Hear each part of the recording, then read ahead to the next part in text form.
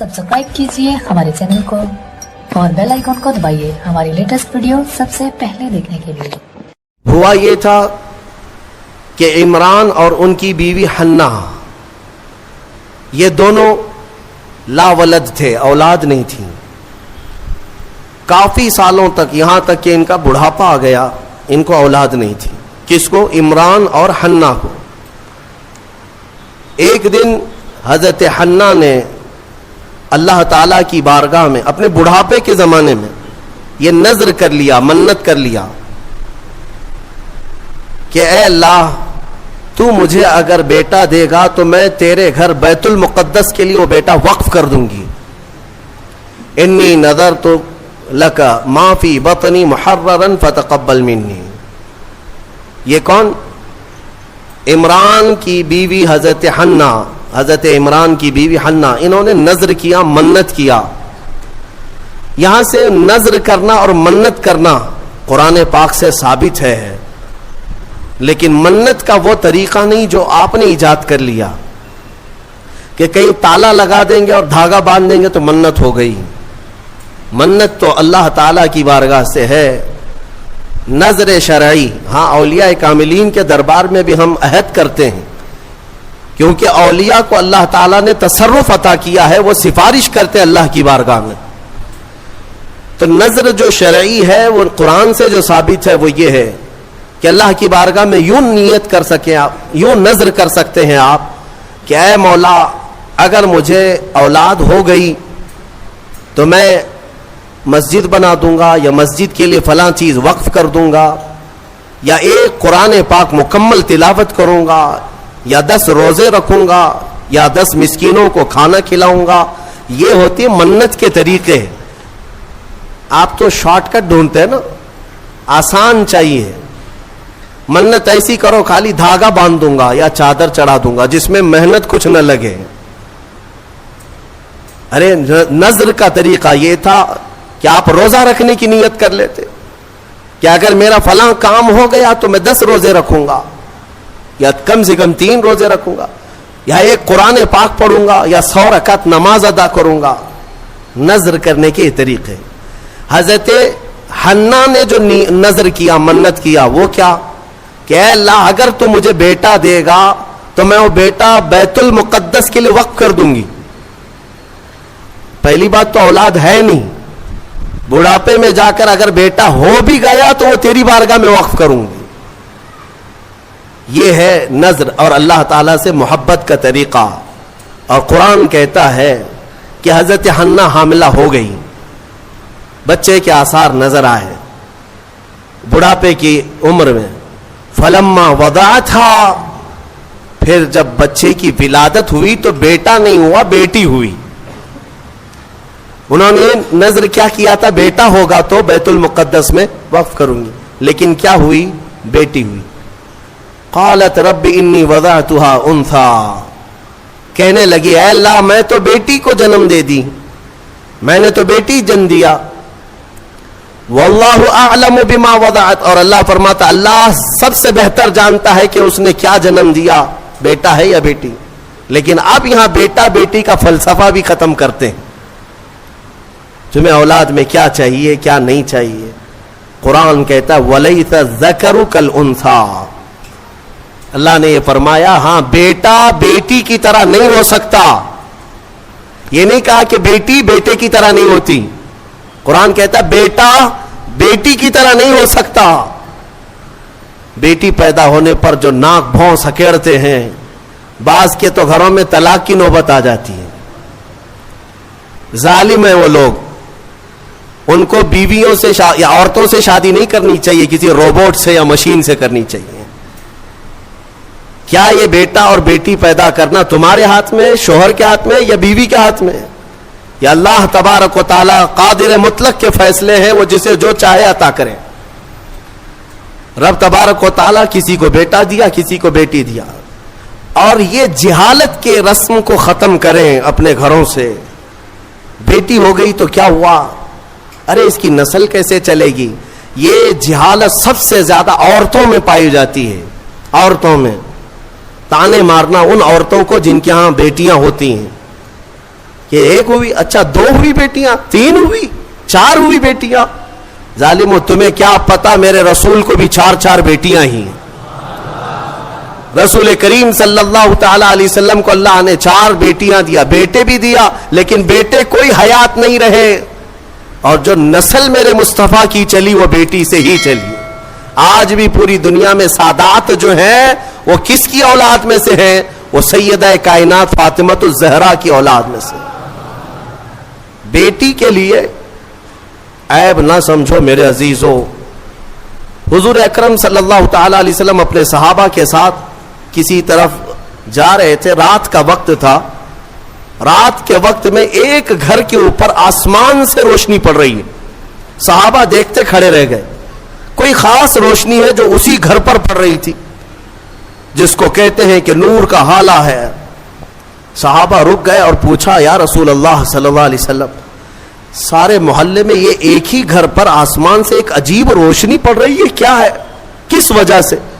نبی پاک صلی اللہ تعالی علیہ وسلم نے فرمایا, جاؤ اس گھر سے معلوم کرو, اس گھر میں 2 چیزوں میں سے ایک ہوگی, یا تو وہ لوگ کسی یتیم بچے کی پرورش کر رہے ہوں گے, یا آج ہی ان کے گھر میں بیٹی کی پیدائش ہوئی ہوگی. صحابہ کہتے ہیں ہم گھر گئے, وہی روشنی والے گھر, جا کر کے پوچھا آج تمہارے گھر میں کوئی نئی خبر ہے؟ تو گھر والوں نے کہا اللہ نے آج ہمیں بیٹی عطا کیا. میرے عزیزو, ہمارے ہاں پہلے پرانے لوگ کہا کرتے تھے پہلی بیٹی گھی کی روٹی ہے اور برکت والی ہوتی ہے. جو لوگ جہالت کی رسموں کو اپنے ہاں پنپنے دیتے ہیں, میں سمجھتا ہوں کہ وہ مسلمان معاشرہ نہیں ہے, یہ غیروں سے لیا ہوا معاشرہ ہے. یہ عرب کی جاہلیت ہے جو بیٹی پیدا ہونے پر زندہ دفن کرتے تھے. میرے مصطفیٰ کریم صلی اللہ علیہ وسلم کی حدیث ہے کہ اللہ نے جس کو 2 بیٹیاں دی, آپ نے برسر اعلان یہ فرمایا, اللہ نے جس کو 2 بیٹیاں دی اور اس نے پرورش کر کے اچھی اور اس کا نکاح کر دیا, حضور فرماتے میری شفاعت اس پر واجب ہے, میں اسے جنت میں لے جانے کی ضمانت دیتا ہوں. ایک صحابی آئے, کہا یا رسول اللہ ایک ہی بیٹی ہے میرے پاس, آپ نے 2 بیٹیاں جس کی ہے اس کے لیے فضیلت بیان کی, میرے پاس تو ایک ہی بیٹی ہے. حضور اکرم صلی اللہ علیہ وسلم نے فرمایا جا ایک بیٹی کی بھی پرورش کرے اس کے لیے بھی جنت ہے. تو یہ ہمارے مذہب میں, ہماری شریعت میں بیٹا بیٹی کا یہ فلسفہ نہیں. اللہ تبارک و تعالیٰ کی طرف سے جو ملا وہ انعام ہے. تو اب میں بات جو عرض کر رہا ہوں, آل عمران میں جو مسئلہ آیا ہے وہ حضرت حنا کو کیا ہو گئی, بیٹی پیدا ہو گئی. وہ بیٹی کون؟ وہ حضرت مریم. عمران اور حنا ان کو اولاد نہیں تھی, نظر کیا بیٹا ہوگا تو وقف کریں گے بیت المقدس میں, لیکن بچے کی ولادت میں دیکھا کیا پیدا ہوئی, بیٹی پیدا ہوئی. بیٹی کا نام انہوں نے رکھا مریم, اور پھر اللہ تعالیٰ کی بارگاہ میں اس کے لیے دعائیں بھی کی کہ اے اللہ اس کو شیطان رجیم سے ہمیشہ محفوظ رکھ. پھر وہ چھوٹی سی بچی کو لے کر کے یہ دونوں ماں باپ بیت المقدس میں آئے, مسجد اقصی میں آئے. بیت المقدس مسجد اقصی آج بھی فلسطین میں ہے, جس کو ہم قبلہ اول کہتے ہیں. وہاں پر حضرت زکریا علیہ السلام اللہ کے نبی امام تھے اور پوری بیت المقدس کے متولی بھی تھے, تمام چیزیں انہی کے سپرد ہوا کرتی. حضرت زکریا علیہ السلام کے ہاں لا کر کے انہوں نے دے دیا, کہا ہماری ایسی ایسی منت تھی, نظر تھی, اللہ تعالیٰ نے ہمیں بیٹی دیا اور ہم بیت المقدس میں وقف کرنے کے لیے لائے ہیں. حضرت زکریا علیہ السلام نے بیٹی کو لے لیا. اب میں آپ کو بتاؤں, زکریا علیہ السلام کی عمر بھی کافی ہو چکی تھی, بال سفید ہو چکے تھے, اور ان کو بھی اولاد نہیں تھی. زکریا علیہ السلام کو بھی اولاد نہیں تھی, بڑھاپا ان کا بھی تھا. آپ نے بیٹی کو گود لے لیا اور بیت المقدس میں رکھ دیا, کہا کہ ٹھیک ہے جاؤ تمہاری منت پوری ہو گئی, میں اس کی پرورش کرتا ہوں. یہ حضرت بی بی مریم کی پرورش اللہ کے گھر میں ہو رہی ہے. ایک محراب خاص کر دیا گیا بی بی مریم کی تربیت کے لیے. ایک نماز پڑھنے کے جیسے محراب ہے, ایک محراب حضرت بی بی مریم کا مسجد اقصی میں خاص ہو گیا. میں کیوں محراب کا ذکر کر رہا ہوں؟ توجہ چاہتا ہوں. قرآن میں اس محراب کا ذکر آیا ہے, اس محراب کا ذکر آیا ہے. بی بی مریم کو اس محراب کے اندر رکھا گیا. وہ آج بھی بیت المقدس میں موجود ہے, محراب مریم, اس کو محراب مریم کہتے ہیں, آج بھی ہے. وہاں پرورش کے لیے رکھا گیا. ارے دودھ پیتی بچی, اور اس کے بعد جب بڑھنے لگی تو کئی دن تک آپ نے پرورش فرمائی, سال 2 سال تک. تو 2 سال کے قریب غالباً ان کی عمر تھی حضرت بی بی مریم کی. اب قرآن کہتا ہے کلما دخل علیہا زکریا المحراب وجد عندہا رزقا.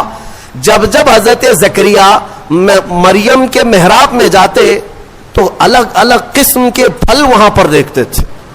بے موسم کا پھل, آم کا سیزن نہیں, آم موجود ہے. انگور کا موسم نہیں, انگور موجود ہے. بغیر موسم کے بھی وہاں پھل موجود ہوتے تھے. قسم قسم کا رزق وہاں ہوتا تھا.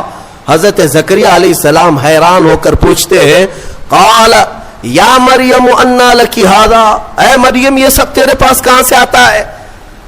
قالت, حضرت سیدہ مریم نے کہا ان اللہ یرزق من یشاء بغیر حساب. قالت هو من عند اللہ, وہ کہتی یہ سب اللہ کی طرف سے ہے, اللہ جسے چاہتا ہے بے حساب رزق دیتا. بات ہو گئی حضرت بی بی مریم کو. اب جو نکتہ مجھے بتانا ہے توجہ چاہتا ہوں. تفسیر سننے کا اسی میں لطف ہے کہ تفسیر سننے کے بعد آپ کا عقیدہ بھی مضبوط ہو جائے, ایمان میں اضافہ بھی ہو جائے, اور یہ پتا چلے کہ سنیو تم حق جماعت پر ہو. قرآن پاک کی تفسیر سننے کے بعد یہ یقین بھی تو تمہیں ہو جانا چاہیے. بی بی مریم کہتی ہے یہ اللہ کی طرف سے ہے, رزق آتا ہے. حضرت زکریا نے دیکھا کہ بی بی مریم کو چھوٹی عمر میں اللہ غیب سے رزق دیتا ہے. اب کیا کیا حضرت زکریا, جو خود مسجد کے امام ہیں, اللہ کے نبی ہیں, سب کو پتہ ہے حضرت زکریا علیہ السلام اللہ کے نبی ہیں, عمر دراز ہو چکی, لوگوں کو عبادت وہ کراتے تھے, اللہ تبارک و تعالیٰ کی طرف انسانوں کو وہ بلاتے تھے. لیکن بی بی مریم کو دیکھنے کے بعد انہیں بھی اولاد کی خواہش ہو گئی, انہیں بھی اولاد کی خواہش ہو گئی. ہوتا ہے ایسے کہ کئی سال تک بچے نہ ہوں تو آدمی کمپرومائز کر لے کہ چلو اب تو نہیں ہونا ہے, لیکن کبھی بڑھاپے میں جانے کے بعد پھر خواہش پیدا ہو جائے, یہ تو صرف نبیوں کی شان ہے. حضرت زکریا علیہ السلام کی خواہش ہوئی کہ کاش مجھے بھی اولاد ہوتی. تو کیا کیا حضرت زکریا علیہ السلام نے؟ مسجد اقصی بیت المقدس کے امام, قرآن کہتا ہے ہنالک دعا زکریا ربہ قال رب هب لي من لدنك ذرية طیبہ انك سمیع الدعاء. حضرت زکریا علیہ السلام کے بارے میں قرآن کہتا ہے حضرت زکریا علیہ السلام بی بی مریم جہاں بیٹھتی تھی اس محراب میں آ کر کھڑے ہوئے, اور اس محراب میں کھڑے ہو کر دعا کرتے اے اللہ مجھے بھی نیک اولاد تو عطا کر دے. تو ہر ایک کی دعا سننے والا ہے. فنادته الملائکۃ وهو قائم یصلی فی المحراب ان اللہ یبشرک بیحییٰ. قرآن کہتا ہے حضرت زکریا علیہ السلام ابھی اسی محراب میں کھڑے ہو کر دعا کر ہی رہے تھے. اللہ نے فرشتے کو بھیجا, جاؤ زکریا کی دعا قبول ہے, انہیں بیٹا ہی نہیں نبی کی شکل میں یحییٰ علیہ السلام دیا جائے گا. صرف بیٹا ہی نہیں, یحییٰ بیٹا دے دیا گیا. ٹھیک ہے, دعا قبول فوراً.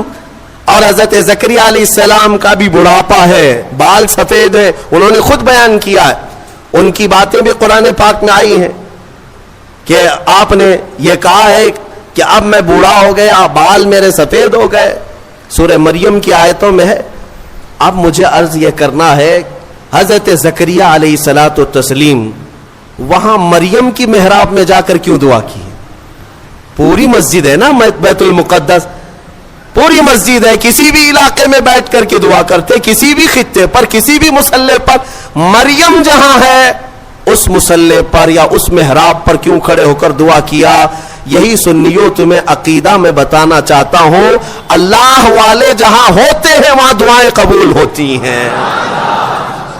अजमेर में जाकर दुआ करने के लिए आला हजरत फाजिल बरेलवी रदी अल्लाह ताला अन्हु ने फतावा रज़विया शरीफ में लिखा है, हिंदुस्तान में अगर कुछ इलाके हैं जहां पर दुआएं तेज कबूल होती हैं तो उनमें एक जगह है ख्वाजा अजमेरी गरीब नवाज का दरबार। आला हजरत ने लिखा है। मेरे अजीजों, क्यों? यह कुरान से साबित है। लोग यही कहते हैं ना, औलिया के दरबार में जाकर के पुकारते हो, क्या मस्जिद में नहीं पुकारे? ज़करिया अलैहिस्सलाम से कहो, वो खुद मस्जिद के इमाम थे, मुसल्ले पर अपने बैठ करके दुआ करते। नहीं, नबी ने भी ये सिखाया कि अल्लाह तबारक व तआला जिसे पसंद करता है उस जगह खड़े होकर दुआ करोगे तो अल्लाह दुआ कबूल फरमाता है। हाँ, अल्लाह तबारक व तआला को ये पसंद है बे उनके वास्ते खुदा कुछ अता करे। अब यहां से बरेली के इमाम कहते हैं, जो हुजूर पाक सल्लल्लाहु ताला अलैहि वसल्लम के वसीले के मुनकिर हैं, उनसे भी कहता हूं, बे उनके वास्ते खुदा कुछ अता करे, हाशा, गलत गलत, ये हवस बेबसर की है। हाँ, तुम खाम ख्याली में हो हुजूर को छोड़ करके कि तुम्हें कुछ मिल जाए। कुरान ने भी तुम्हें यही कहा है, महबूबों के दरबार में खड़े होकर दुआ करोगे तो अल्लाह वो दुआएं कबूल फरमाता है। मेरे अजीजों, यहां पर एक और बात मैं अर्ज करता हूं। अभी ये तफसीर आई नहीं है, लेकिन वक्त से पहले मैं मौजू से मुताल्लिक है इसलिए अर्ज करता हूं। मौजू से मुताल्लिक है इसलिए कि हजरत मूसा अलैहिस्सलातु तस्लीम का वो वाकया याद करें, जब फिरौन का लश्कर पीछा करने लगा मूसा अलैहिस्सलाम की जमात का। आप मोमिनीन की जमात को लेकर चल पड़े, सामने समंदर, पीछे 1 लाख के करीब फिरौन का लश्कर। किधर जाएं? इधर समंदर है, उधर दुश्मनों का लश्कर है। हजरत मूसा अलैहिस्सलाम के साथ जो मोमिनीन थे उनकी आजमाइश भी थी। ऐसा मौका आ जाए, एक तरफ समंदर है, एक तरफ दुश्मन की फौज, लेकिन अल्लाह ताला जिसे जहां से चाहे बचाए। रब ताला का हुक्म हुआ कि ऐ मूसा, इस समंदर पर अपना असा मारो। आपने असा लकड़ी मारी तो 12 रास्ते खुश्क पैदा हुए। मूसा अलैहिस्सलाम का जो कबीला था, यानी आपकी जो जमात थी मोमिनीन की, वो 12 खानदानों में थी, तो सब के लिए एक एक रास्ता समंदर में बन गया। सब उस रास्ते से चलने लगे। समंदर के दूसरे किनारे वो पहुंच गए। फिरौन ने देखा रास्ता खुला हुआ है, हम भी चलते हैं। फिरौन मूसा अलैहिस्सलाम के ये खुले हुए रास्तों के दरमियान आ गया। बीच समंदर में फिरौन की फौज पहुंची थी, समंदर को वापस मिला दिया गया। फगशियहुम मिनल यम्मि मा गशियहुम, कुरान कहता हमने ढांक दिया समंदर को जैसे ढांकना है, तो गर्क हो गए हमेशा के लिए। फिरौन खत्म हो गया, बर्बाद हुआ। मूसा अलैहिस्सलाम अपने ईमान वालों को लेकर दूसरे किनारे पर आए। जो बात अर्ज करना है उसके लिए मुझे थोड़ी तफसील बतानी पड़ रही है, पूरा जहन में आ जाए आपके। दूसरे किनारे आए, मूसा अलैहिस्सलाम ने शुक्राना अदा किया, यह आशूरा का दिन था। फिर आप कोहे तूर पर चले गए मूसा अलैहिस्सलाम, जब आप पर तौरात नाजिल हो रही थी। हजरत मूसा अलैहिस्सलाम 40 दिन के लिए गए, तो हुआ क्या, उनकी कौम में सामरी नाम का एक शख्स था जो मूसा अलैहिस्सलाम के खानदान का था। उसने क्या किया, सारे लोगों के पास जो जो सोना चांदी था सब इकट्ठा किया, उसको पिघलाया, मेल्ट किया, और उससे एक बछड़ा बनाया। गाय का बछड़ा बनाया, और उसके बाद उसको, उसकी कला क्या थी यही बताना मुझे है। उस बछड़े को बोलने के काबिल बना दिया।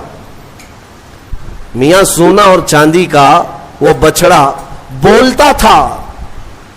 अंदाजा करो, ये सेल और बैटरी का जमाना नहीं है कि आज के खिलौने जैसे बोलते हैं, आपको ताज्जुब नहीं होगा।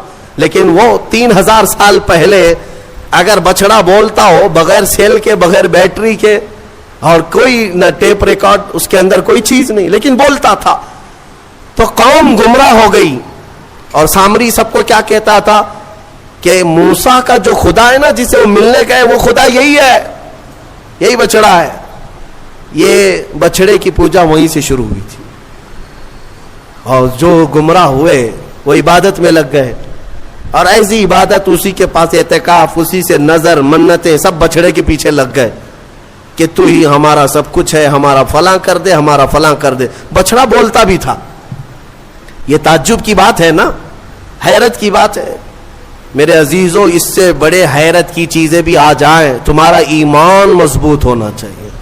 آج کے زمانے میں میں کہتا ہوں، اگر کوئی جھاڑ، اگر کوئی درخت بولنے بھی لگ جائے اور تمہیں اپنی طرف بلائے کہ میرے اندر خدا چھپا ہے، آ جاؤ، اے ایمان والو تمہارا ایمان مضبوط ہونا چاہیے.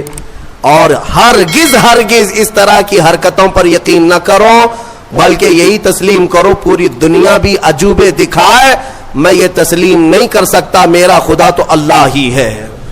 اللہ الصمد، وہ بے نیاز ہے، وہ ہماری آنکھوں میں نظر نہ آئے گا. ہم دنیا میں اس طرح بہت سارے لوگ ابھی گمراہ کرنے والے لوگ آئے ہیں، سامری کی طرح. ابھی بھی بہت سارے سوشل میڈیا میں بھی بہت سارے سامری گھسے ہوئے ہیں جو سنیوں کے عقیدے کو کیپچر کر رہے ہیں کہ خدا ہمارے پیر صاحب کے اندر آیا ہے. کبھی کوئی پیر صاحب مرید کرنے سے پہلے یہ بتا دیتے ہیں میں تمہیں خدا دکھا کر مرید کروں گا. اور کہاں دکھاتے ہیں؟ ارے بکرے کے بھیجے میں دکھاتے ہیں. ہاں یہ سنا ہے آپ نے. ایک صاحب ہمارے پاس آئے، انہوں نے کہا تھا ہمارے پیر صاحب اس وقت تک مرید نہیں کرتے جب تک خدا کو نہیں دکھاتے. ہم نے کہا کہاں دکھاتے؟ کہا بکرے کے بھیجے میں دکھاتے. کیوں؟ پیر صاحب کا فیورٹ ہے یہ بھیجا. بھیجے میں یہ مجھے فلسفہ نہیں سمجھ میں آیا، بھیجے میں کیوں دکھایا جاتا ہے؟ نعوذ باللہ من ذالک، نعوذ باللہ. رسول کریم صلی اللہ تعالی علیہ وسلم کے علاوہ دنیا میں کسی نے یہ دعویٰ نہیں کیا کہ میں نے اپنی کھلی آنکھوں سے اللہ کو دیکھا ہے. کسی نے یہ دعویٰ نہیں کیا.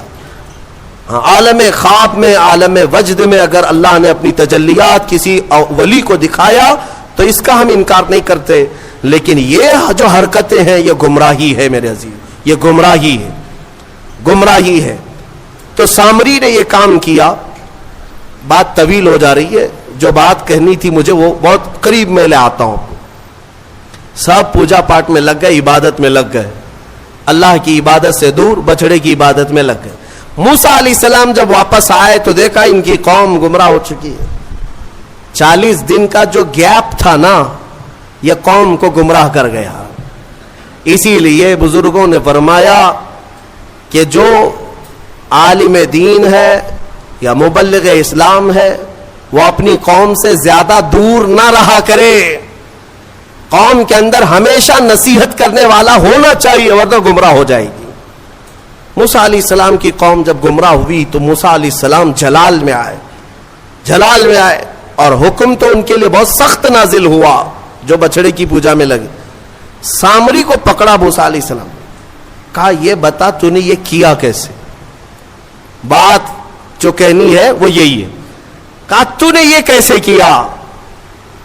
سب کا سونا چاندی میلٹ کیا، بنایا بچڑا ٹھیک ہے، لیکن یہ بولنے کے قابل کیسے کیا؟ اب سامری کا جواب سنیں. سامری کہتا ہے قال بصرت بما لم يبصروا به فقبضت قبضة من اثر الرسول فنبذتها وكذلك سولت لي نفسي. کہتا ہے جب آپ سمندر کے راستے میں چل رہے تھے نا، موسیٰ علیہ السلام چل رہے تھے، سامری کہتا ہے میں نے ایک چیز دیکھی جو لوگوں نے نہیں دیکھا. میں نے دیکھا، دوسرے لوگوں نے نہیں دیکھا. کہا کیا دیکھا تو نے؟ کہا آپ کے گھوڑے کی نکیل پکڑ کر سامنے ایک فرشتہ چل رہا تھا. حضرت موسیٰ علیہ السلام نے کہا ہاں وہ جبرائیل علیہ السلام تھے. جبرائیل علیہ السلام آئے تھے جب راستہ عبور کر رہے تھے. تو سامری کہتا ہے میں دیکھ رہا تھا آپ کے آگے آگے ایک فرشتہ چل رہا تھا. تو موسیٰ علیہ السلام نے کہا تو پھر کیا کیا؟ وہ کہتا ہے وہ فرشتہ جیسے جیسے چلتا جا رہا تھا میں اس کے پیروں کے نیچے کی مٹی اٹھا رہا تھا. جبرائیل علیہ السلام کے پیروں کے نیچے کی مٹی اٹھاتا رہا اور وہ میں نے جمع کر لیا جتنی مٹی مجھے ملی. اور جب کنارے پر آئے اور آپ گئے تھے کوہ طور، میں نے اس بچڑے کو بنا کر کے اس کے منہ کے اندر یہ مٹی ڈال دی تو وہ بولنے کے قابل ہوا. وَكَذَلِكَ سَوَّلَتْ لِي نَفْسِي. وہ کہتا ہے ایسے میرے یہ کام بن گیا، اس مٹی کا ہی اثر ہے. اللہ اللہ. اے سنیوں میں یہی کہنا چاہتا ہوں जिब्रील अलैहिस्सलाम के पैरों के नीचे की मिट्टी अगर बेजुबान बछड़े को बोलने के काबिल बनाए, तो जो जिब्रील अपना माथा रसूल अक़दस के तलवों पर मस करे, उस रसूल पाक के कदमों के धूल का हाल क्या होगा। खाई कुरान खाके गुजर की कसम, उस कफे पाक की हुर्मत पे लाखों सलाम। इसीलिए हमारे इमाम ने तमन्ना भी किया ना बारगाह मुस्तफा में, तो क्या कहा, दिल करो ठंडा मेरा वो कफे पा चांद सा। कफे पा किसको कहते हैं, कफे पा पैर को कहते हैं फारसी में, कफ कहते हैं नीचे का हिस्सा।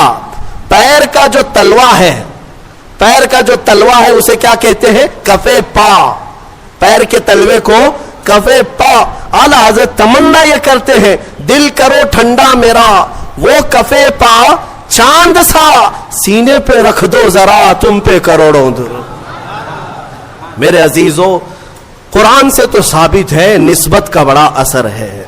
अगर निस्बत का कोई असर ना होता तो कुरान की ये आयतें नहीं आती।